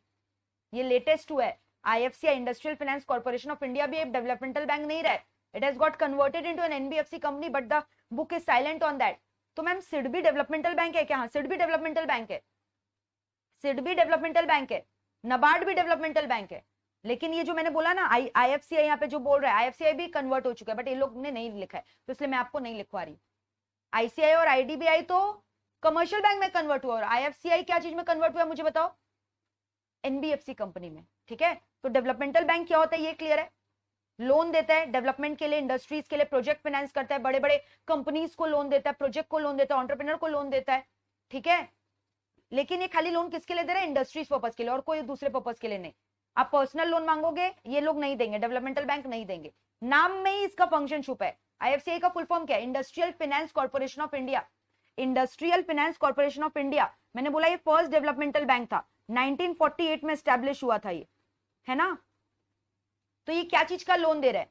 Long term finance दे रहा है, मैंने बोला फर्स्ट, कोई प्रोजेक्ट को पर्टिकुलर फाइनेंस करता है, इंडस्ट्रियल प्रोजेक्ट को, कंपनीज लोग को लोन देता है, कॉर्पोरेट फाइनेंस मतलब कंपनीज लोग को लोन दे रहा है, सिंडिकेशन मतलब कोई दो कंपनी मर्ज कर रहा है तो उसमें लोन देने में हेल्प करता है, एडवाइजरी करता है, सिंडिकेशन में मर्जर्स एंड ये सब में लोन देता है, ठीक है। स्ट्रक्चर्ड प्रोजेक्ट बोले तो मतलब कि जैसे फॉर एग्जांपल कोई कंपनी को पब्लिक जाना है, फर्स्ट टाइम IPO निकालना है, तो उसके लिए भी लोन दे रहा है, समझ में आ रहा है। IPO ये सबको फाइनेंस करता है, प्री IPO मतलब इनिशियल पब्लिक ऑफर, कि एक प्राइवेट कंपनी पब्लिक कंपनी में कन्वर्ट हो रहा है, फर्स्ट टाइम शेयर्स इशू करने वाला, लाइक जोमेटो का भी IPO आया, तो उसके लिए लोन देने में हेल्प करता है, ठीक है। तो हो गया IFCI। सिडबी भी डेवलपमेंटल बैंक है, small industries development bank of India. अच्छा, आपके बुक्स में देख रहे हो कितने पॉइंट्स मिसिंग है, नहीं बताना चाहिए था ना कि ICICI और IDBI भी पहले डेवलपमेंटल बैंक थे, बट अभी कमर्शियल बैंक हो गए, ठीक है। सिडबी, अच्छा नबार्ड भी नहीं दिया है, नबार्ड भी तो डेवलपमेंटल बैंक है, तो सारे इनकम्प्लीट इंफॉर्मेशन है। तो आप सिडबी और नबार्ड तीन तो यहाँ डेवलपमेंटल बैंक दिया है, वन मैंने पढ़ा है IFCI, second SIDBI, third NABARD, एक है आईएफसीआई। आईएफसीआई भी लेकिन अभी डेवलपमेंटल बैंक नहीं रहा है, बट आपके बुक्स में उन लोग डेवलपमेंटल बैंक बोलकर लिखे, it has got converted into an NBFC company, ठीक है। अब देखो सिडबी क्या है, small industrial development bank of India, नाम में छुपा हुआ है, डेवलपमेंटल के लिए लोन दे रहा है, किसको, स्मॉल इंडस्ट्रीज को। तो basically SIDBI is catering the needs of MSME. MSME का मतलब मैंने आपको पहले भी बोला, एम का मतलब माइक्रो, एस का मतलब स्मॉल, एम का मतलब मीडियम, ई का मतलब एंटरप्राइजेस। तो ये जो स्मॉल मीडियम, याद है लास्ट क्लास मैंने आपको डेफिनेशन भी लिखवाया था, investment in plant and machinery up to कितना होना चाहिए, अब इन इक्विपमेंट में कितना होना चाहिए, सर्विस सेक्टर में इक्विपमेंट होता है और मैन्युफैक्चरिंग में प्लांट एंड मशीनरी होता है। तो बेसिकली ये खाली इन लोगों को लोन देता है, ठीक है। नीड्स ऑफ एमएसएमई सेक्टर, उनको स्किल्स को नर्चर करता है, उसमें लोन देता है एक्सेट्रा। क्वाजी मतलब स्मॉल, ठीक है, क्लियर है। और नबार्ड किसको लोन देता है, थर्ड पॉइंट आप अपने आप से लिख लो, नबार्ड, नबार्ड लिख लो, लोन्स फॉर एग्रीकल्चर। और मैंने याद है बोला था नबार्ड रीफाइनेंस करता है आरआरबी को भी, आरआरबी को भी लोन देता है, जो कि लोन देता है एग्रीकल्चरल पर्पस के लिए। NABARD is an apex bank for agricultural credit, apex bank for agricultural credit. Exam में पूछेगा एग्रीकल्चरल क्रेडिट सबसे ज्यादा कौन देता है, नबार्ड। एग्रीकल्चरल क्रेडिट का एपेक्स बैंक है नबार्ड, ठीक है। तो ये तीनों एग्जांपल हो गए क्या चीज के, बताओ, डेवलपमेंटल बैंक्स ऑफ इंडिया के। लेकिन उसमें से मैंने बोला आईएफसीआई डेवलपमेंटल बैंक अभी फिलहाल नहीं है, कन्वर्ट हो चुका है एनबीएफसी में, बट आपके बुक्स में नहीं दिया है, ठीक है। और आईसीआईसीआई आईडीबीआई पहले हुआ करते थे डेवलपमेंटल बैंक, बट उन लोग अभी कन्वर्ट होकर कमर्शियल बैंक हो गए। डेवलपमेंटल बैंक क्या होता है, जो पब्लिक डिपॉजिट नहीं लेता बल्कि गवर्नमेंट से फाइनेंस लेता है ताकि लोन दे सके। लोन किसके लिए, डेवलपमेंटल पर्पज के लिए, बिजनेस पर्पज के लिए, इन्वेस्टमेंट के लिए, इंडस्ट्रीज के लिए। पर्सनल लोन ये सब नहीं देता। Example IFCI, industrial finance corporation of India, corporate loan देता है, प्रोजेक्ट लोन देता है, प्री मर्जर लोन देता है, प्री आईपीओ लोन देता है, ठीक है। फिर उसके बाद मैंने आपको बताया सिडबी, वो बेसिकली एमएसएमई के लिए लोन देता है, दैट्स इट, उतना याद रखना। नबार्ड किसके लिए, एग्रीकल्चर के लिए स्पेसिफिकली लोन देता है। तो देख रहे हो अलग अलग कैटेगरीज हमने किया, एनबीएफसी डिस्कस किया, कोऑपरेटिव बैंक डिस्कस किया, फिर डेवलपमेंटल बैंक डिस्कस किया, कमर्शियल बैंक डिस्कस किया, ठीक है। और एनबीएफसी का टाइप्स डिटेल में डिस्कस कराऊंगी नेक्स्ट क्लास में। क्लियर है यहां तक, पूरा पिक्चर क्लियर है कि नहीं बताओ। हाँ, इसको क्रेडिट परवेयर्स भी बोलते हैं, they are also called as credit purveyors, credit purveyors, ठीक है, क्लियर है। अब कैपिटल मार्केट में ना दो तीन चीज बहुत इजी है, वो आज ही हम लोग नक्की कर लेते हैं। ये बचपन में किया, इक्विटी शेयर कैपिटल। देखो कोई भी कंपनी को तीन चीज का रिक्वायरमेंट होता है, वो इक्विटी शेयर इशू करता है मार्केट में पैसा उठाने के लिए, जिसको कॉमन स्टॉक बोला जाता है। इक्विटी को क्या बोला जाता है बताओ, कॉमन स्टॉक। और इक्विटी शेयर होल्डर क्या होते हैं, कंपनी के ओनर्स होते हैं, they are the owners of the company, है ना। फिर उसके बाद होता है प्रेफरेंस शेयर कैपिटल, इसको बोला जाता है preferred stock. Why it is called as preferred stock, क्योंकि इन लोगों को प्रेफरेंस मिलता है कॉमन स्टॉक से। तो अगर मान लो जब रिपेमेंट करना है, कंपनी वाइंड अप हो रहा है, तो पहले पैसा प्रेफरेंस शेयर होल्डर को चुकाया जाएगा, फिर इक्विटी को, यानी they are paid in preference with the equity share holder. In fact जब कंपनी में लॉस हो रहा है, इक्विटी शेयर होल्डर को डिविडेंड नहीं मिलेगा, लेकिन प्रेफरेंस को तो भी मिल सकता है। प्रेफरेंस को फिक्स डिविडेंड मिलता है, इक्विटी को डिविडेंड मिलेगा only in the event of profit, वो भी जरूरी नहीं है, ठीक है। फिर हो गया डिबेंचर होल्डर, डिबेंचर होल्डर हो गए आउटसाइडर्स, कंपनी के ओनर नहीं है, they are the outsiders of the company, debentures. तो इसी से कंपनी अपना कैपिटल इकट्ठा करता है। कंपनी चालू करना है, आपको पैसा चाहिए, खुद का पैसा लाओ, शेयर इशू करके इक्विटी शेयर कैपिटल, या प्रेफरेंस शेयर इशू करो, या मार्केट से लोन उठाओ, लोन उठा रहे नहीं डिबेंचर्स इशू कर रहे हो। तो तीन स्ट्रक्चर हो गया कैपिटल का, equity share capital, preference share capital, debenture. Debentures जो होते हैं उस पर इंटरेस्ट देना पड़ता है ना। इक्विटी को प्रेफरेंस डिविडेंड, प्रपोज डिविडेंड मिलता है, प्रेफरेंस शेयर होल्डर को प्रेफरेंस डिविडेंड मिलता है, डिबेंचर होल्डर को क्या मिलता है, इंटरेस्ट ऑन डिबेंचर। तो इक्विटी शेयर को कॉमन शेयर क्यों बोला जाता है, समझ में आ गया, they are known as common stock and they have full participation in the voting right, they are the real owners of the company. ये सारे डिसीजन ये खुद लेते हैं, इन्हें डिविडेंड देना जरूरी नहीं होता, they have the control over the working of the company, they are paid dividend after paying the dividend to the preference share holder, है ना। उनको डिविडेंड मिलेगा नहीं मिलेगा, that will depend upon the profit of the company. समझ में आया। अब इक्विटी शेयर कैपिटल का टाइप्स क्या है, ये आपको ऑलरेडी पता है। ऑथोराइज शेयर कैपिटल होता है, issued, subscribe, paid up, right, sweat. अब ये ऑथोराइज शेयर कैपिटल क्या होता है, ध्यान से सुनना। पूरा शेयर कैपिटल जो कंपनी रेस करवाना चाहता है, जो उसने अपने एमओए में स्टेट कर रखा है कैपिटल क्लॉज में, that is called authorise share capital. The maximum capital which the company can raise, the maximum capital which a company can raise by issue of shares, जो रजिस्टर करके रखता है अपने रजिस्टर्ड कैपिटल क्लॉज में, ठीक है, shares issue करके जो वो रेज कर सकता है, that is called authorise share capital. अब मान लो एक कंपनी ने बोला कि उसका ऑथराइज शेयर कैपिटल है 1 lakh share eight the rate of 10 each, तो जरूरी नहीं पूरा 1 लाख इशू कर रखा, अभी 1 लाख उसका ऑथराइज शेयर कैपिटल, अब उसमें से उन्होंने पब्लिक को इशू किया 80,000 शेयर, तो मान लो ऑथराइज शेयर मैंने बोला 1 लाख है, 1 lakh shares at the rate of 10 each. अब इसमें से इशू पब्लिक को इशू कितना किया, out of the authorise share capital जो उन्होंने पब्लिक को इशू किया ताकि पब्लिक सब्सक्राइब करे, मान लो इसमें से 80,000 शेयर्स को इशू किया, तो ये हो गया इशूड शेयर कैपिटल 80,000. तो issued share capital is a part of authorise share capital which the company is issuing to the public for the subscription. ठीक है, अब कंपनी ने 80,000 शेयर इशू किया, बट हो सकता है कंपनी का सारा शेयर पब्लिक ने नहीं खरीदा, इसमें से 64,000 शेयर्स पब्लिक ने सब्सक्राइब किए कि वो खरीदेंगे, गारंटी दिया कि पब्लिक खरीदेगा, तो that is called as subscribe. तो subscribed is a part of what, issued capital ना, is a part of what, issued share capital for which public has subscribed for, कि वो लोग खरीदेंगे, उन्होंने सब्सक्रिप्शन की है. अब सब्सक्राइब्ड कैपिटल 64,000 का है, बट इसमें से अब मान लो इसका 10 रुपीज वैल्यू है ना, subscribe share capital eight the rate of ₹10 है, बट मान लो लोगों ने 10 की जगह अभी तक खाली 8 का पेमेंट किया, 2 रुपया अभी पेमेंट करना बाकी है, 8 रुपीज की पेमेंट आई है, so that becomes paid up. So the paid up capital is a part of subscribe capital for which the people have made the payment, for which the company has received the payment, that is called paid up capital. समझ गए? ठीक है, allotment होता है, application money होता है, तो वही हो गया. क्लियर है? तो पूरा कंपनी का जो बैलेंस शीट में शेयर कैपिटल रजिस्टर करवा रखा है, अपने शेयर कैपिटल में कैपिटल क्लॉज में लिख रखा है इतना कैपिटल इशू कर सकता है, और कंपनी ऑथराइज शेयर कैपिटल का लिमिट चेंज भी कर सकता है, बढ़ा भी सकता है from time to time, so that is called authorise share capital. अब इसमें से जो रुपया जो शेयर इशू करे दैट बिकम्स इशूड, अब पब्लिक जो इसमें सब्सक्राइब करे दैट बिकम्स सब्सक्राइब, अब उसमें से जितनी पेमेंट आई है that becomes payment, paid up capital. अब राइट शेयर क्या होता है, right share are the shares, लिख लो वहां पे, right shares are the shares which are issued to the existing equity share holder. जो एग्जिस्टिंग इक्विटी शेयर होल्डर है ना, उनको इशू किया जा रहा है. जब आप इक्विटी शेयर इशू करो मार्केट में और एडिशनल, तो आप पहले एग्जिस्टिंग इक्विटी शेयर होल्डर को वो इशू करोगे, बाहर वाले को नहीं. पहले एग्जिस्टिंग वाले ओनर को राइट दोगे कि आप परचेज करना चाहते हो तो आप कर लो, फिर वो मना करेंगे तो बाहर में होगा, तो that is called right issue. Right issue मतलब offering the shares to the existing shareholders of the company before offering them to the market to the common public. Now what is sweat equity share? Sweat equity share are the shares, सब लिख लो ये सब, issued to employees of the company. कोई company का exceptional employees है जो company को intellectual property दी है, कोई इन्वेंट करके दिया, कोई कॉपीराइट ट्रेडमार्क, उसके बदले कंपनी ने उसको इशू कर दिया share. Shares issue to the exceptional employees या directors of the company.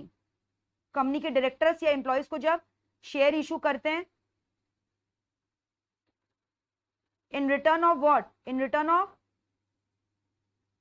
Some intellectual properties which they have created, कुछ इंटेलेक्चुअल प्रॉपर्टी उन्होंने क्रिएट किया है उसकी वजह से, that is called sweat equity. तो राइट इशू हो गया एग्जिस्टिंग इक्विटी शेयर को इशू करना, स्वेट इक्विटी हो गया एक्सेप्शनल एम्प्लॉयर डायरेक्टर को शेयर इशू करना, क्योंकि रिटर्न में उन्होंने कुछ नो हाउ टेक्नोलॉजी प्रोवाइड किया कंपनी को. तो ये हो गया equity share capital, very easy. अब प्रेफरेंस मैंने आपको बोला, प्रेफर्ड स्टॉक जिसको बोलते हैं, इसको हमेशा डिविडेंड मिलेगा, है ना. इवन बैंकरप्सी हो जाए तो भी प्रेफर्ड स्टॉक को पहले प्रेफर किया जाएगा, बाद में इक्विटी शेयर होल्डर को पैसा दिया जाएगा, तो they are also treated as like outsider. ठीक है, अब अलग अलग टाइप्स है प्रेफरेंस शेयर के, cumulative, non cumulative, redeemable, participating, non participating, convertible, non convertible. ठीक है, तो ये सब भी हम लोग जो एक एक करके डिस्कस करेंगे क्या होता है. तो आज और डिस्कस कर लेते हैं, बहुत इजी है, ये सब आप लोगों ने ऑलरेडी किया होगा शायद बचपन में, क्लास 12 में. क्यूमुलेटिव प्रेफरेंस क्या होता है, जैसे मान लो आज कंपनी का लॉस हुआ, तो आज कंपनी बोल रहा है मेरे पास पोजीशन नहीं है कि मैं डिविडेंड दे सकूं, तो प्रेफरेंस शेयर होल्डर बोलेंगे ठीक है जब प्रॉफिट होगा तब दे देना। तो अगर इस साल का डिविडेंड नहीं दिया तो अब नेक्स्ट ईयर जब प्रॉफिट हुआ है तो आपको 2 साल का डिविडेंड देना होगा, आज का और प्रीवियस ईयर का जब आपने प्रॉफिट नहीं दिया, जब आपने डिविडेंड नहीं दिया था। क्यूमुलेटिव मतलब हुआ कि आपका डिविडेंड जमा होते जा रहा है, क्यूमुलेट होते जा रहा है। So in the event of the losses, when preference shareholders are not paid dividend, they have to be paid when the company is earning back the profit. जब कंपनी वापस से प्रॉफिट कमा रहा है तब उन्हें जो है डिविडेंड देना पड़ेगा। तो इसको हम लोग बोलते हैं क्या बताओ, क्यूमुलेटिव प्रेफरेंस शेयर्स। तो लिख लो वहां क्यूमुलेटिव प्रेफरेंस शेयर्स के बाद बगल में लिख लो dividend has to be paid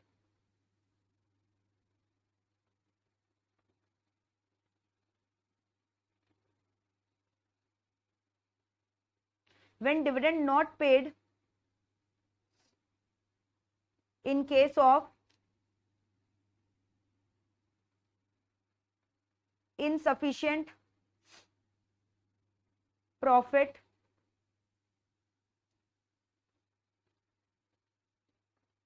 when dividend not paid in case of insufficient profit, then when profit arises in coming year,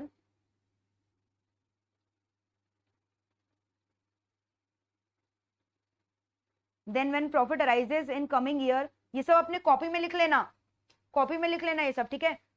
then when profit arises in coming year, past years unpaid dividend also has to be paid। अभी आपको पे करना पड़ेगा जब आपने profit कमाया है, तभी तो बोल रहे क्यूमुलेट होते जा रहे हैं। डिविडेंड नहीं पे करो तो क्यूमुलेट होते जा रहे हैं, ठीक है। बट नॉन क्यूमुलेटिव इसका ऑपोजिट, मतलब अगर लॉस हुआ है तो डिविडेंड देने का दरकार नहीं है। अब फ्यूचर में प्रॉफिट हो रहा है तो पास्ट ईयर का डिविडेंड क्यूमुलेट नहीं हुआ, not required to be paid, ठीक है। तो loss no dividend, so that is called non cumulative preference share. इसको बोलते हैं नॉन क्यूमुलेटिव प्रेफरेंस शेयर, ठीक है। रिडीमेबल प्रेफरेंस शेयर मतलब रिडीम हो जाना। मैंने बोला कि प्रेफरेंस शेयर 5 साल के लिए होल्ड करना है आपको, तो उसने खरीद लिया, सामने वाले ने मेरे प्रेफरेंस शेयर को 5 साल के लिए, 5 साल एक्सपायरी हो गया तो मुझे उसके कैपिटल को वापस से रीपे कर देना होगा। The company has to redeem back the preference share holder after the expiry of a certain period of time. तो लिख लो रिडीमेबल प्रेफरेंस शेयर क्या होता है, लिख लो नीचे रिडीमेबल प्रेफरेंस शेयर क्या होता है।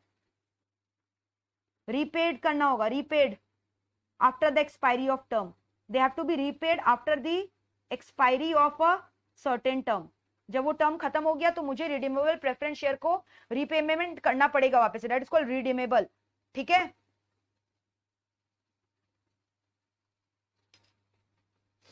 पार्टिसिपेटिंग प्रेफरेंस शेयर क्या होता है, वो प्रेफरेंस शेयर हुआ जिनको एक्स्ट्रा शेयर मिलेगा प्रॉफिट में apart from there normal dividend.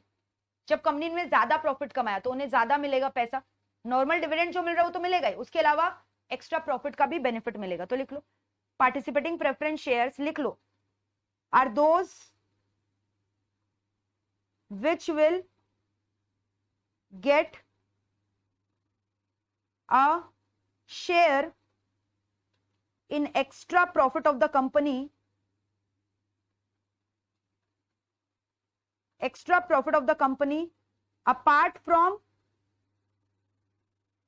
regular dividend paid, apart from regular dividend paid to them. जो नॉर्मल डिविडेंड है वो तो मिलेगा ही, उसके अलावा उन्हें ये एक्स्ट्रा प्रॉफिट भी मिलेगा। तो that is called participating preference share, ठीक है। और नॉन पार्टिसिपेटिंग क्या हुआ, जब उनको सिर्फ डिविडेंड मिलेगा, no extra profit. Non participating मतलब उन्हें कोई एक्स्ट्रा प्रॉफिट मिलने वाला नहीं है, ठीक है।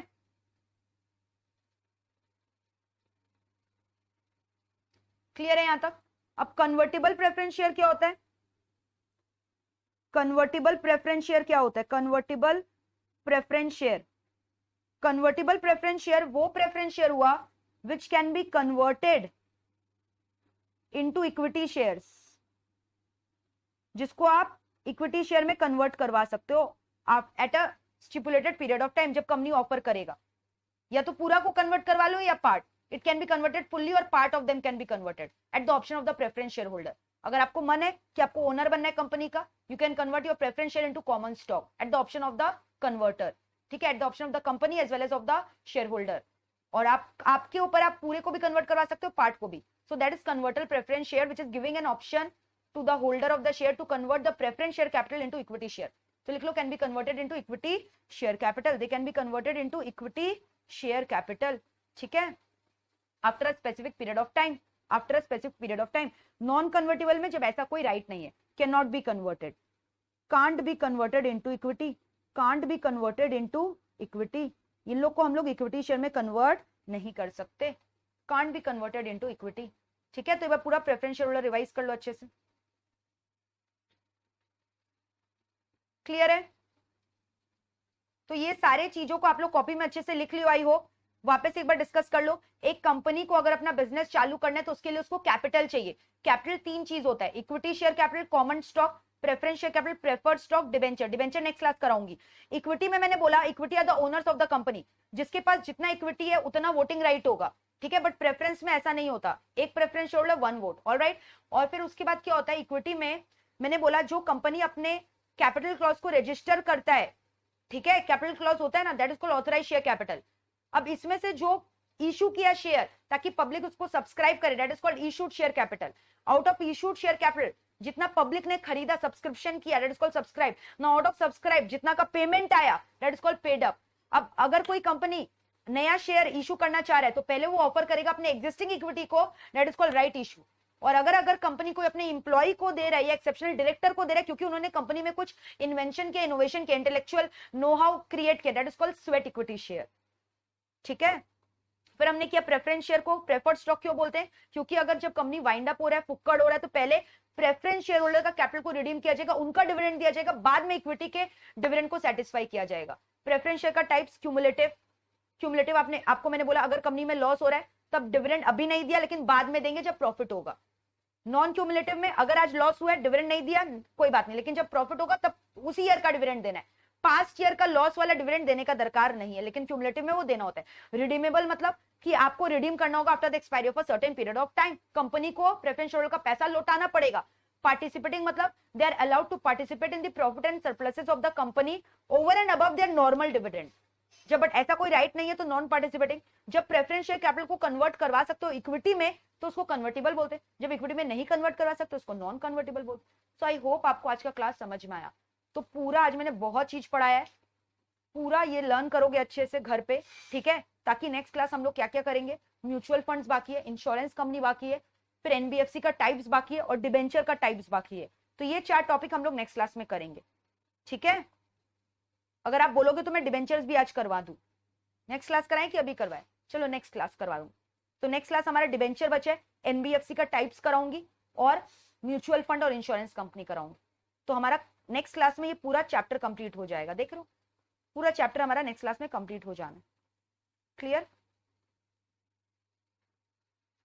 बट नेक्स्ट क्लास करने के लिए ये बहुत जरूरी है कि आज जो भी मैंने पढ़ाया है पूरा उसको अच्छे से आप लर्न करोगे, नहीं तो कोई फायदा नहीं है पढ़ाने का.